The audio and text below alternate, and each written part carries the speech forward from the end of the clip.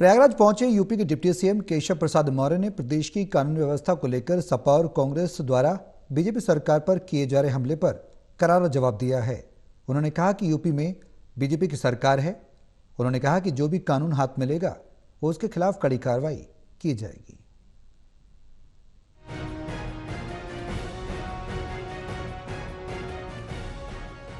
प्रयागराज पहुंचे deputy CM Keshav Prasad Maurya ने प्रदेश की कानून व्यवस्था को लेकर सपा और कांग्रेस द्वारा बीजेपी सरकार पर किए जा रहे हमले पर करारा जवाब दिया। कहा कि यूपी में बीजेपी की सरकार है, जो भी कानून को हाथ में लेगा उसके खिलाफ कड़ी कार्रवाई की जाएगी। डिप्टी सीएम ने कहा कि जो दलित, पिछड़े, वंचित, शोषित या किसी भी वर्ग के साथ कोई घटना को अंजाम देगा उसके खिलाफ सख्त और कड़ी कानूनी कार्रवाई होगी। डिप्टी सीएम केशव प्रसाद मौर्य ने कहा कि ये सपा, बीएसपी और कांग्रेस की सरकार नहीं है, बल्कि बीजेपी की सरकार है। कानून व्यवस्था से खिलवाड़ करने वालों का अंजाम क्या होता है, जो कानून व्यवस्था से खिलवाड़ किया है उसका अंजाम सबको पता है। वहीं कांग्रेस सांसद इमरान मसूद के उस बयान पर कि सत्ता में आने के बाद वक्फ कानून को खत्म कर देंगे पर डिप्टी सीएम केशव प्रसाद मौर्य ने तीखी प्रतिक्रिया दी। डिप्टी सीएम ने कहा कि कांग्रेस का कोई बड़बोला नेता कुछ भी बोले, लेकिन 2047 तक राहुल गांधी सहित विपक्ष के जो नेता वक्फ संशोधन बिल के खिलाफ मतदान कर रहे हैं, उनसे कहना चाहता हूं कि देश की जनता प्रधानमंत्री मोदी और बीजेपी के साथ है।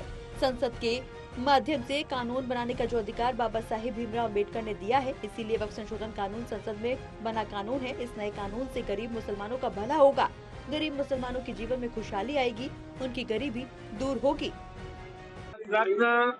बाबा साहब डॉक्टर भीमराव अम्बेडकर जी की ये 135वीं जयंती के अवसर पर मैं उनके चरणों में नमन करके अपनी विनम्र श्रद्धांजलि अर्पित करता हूं और यह बात गर्वपूर्वक दोहराता हूं कि बाबा साहब का मिशन अधूरा प्रधानमंत्री श्री नरेंद्र मोदी जी के नेतृत्व में एक एक करके कर रहे हैं पूरा। बाबा साहब का एक ही स्वप्न था, शिक्षित बनो, संगठित रहो और अपने लिए जो न्यायपूर्ण अधिकार है उसके लिए संघर्ष करो। और आज उनको संघर्ष की आवश्यकता नहीं पड़ रही, लेकिन उनके जो अधिकार हैं माननीय प्रधानमंत्री मोदी जी, आदरणीय मुख्यमंत्री योगी जी के नेतृत्व में डबल इंजन की सरकार के द्वारा पूरा करने का काम किया जा रहा है।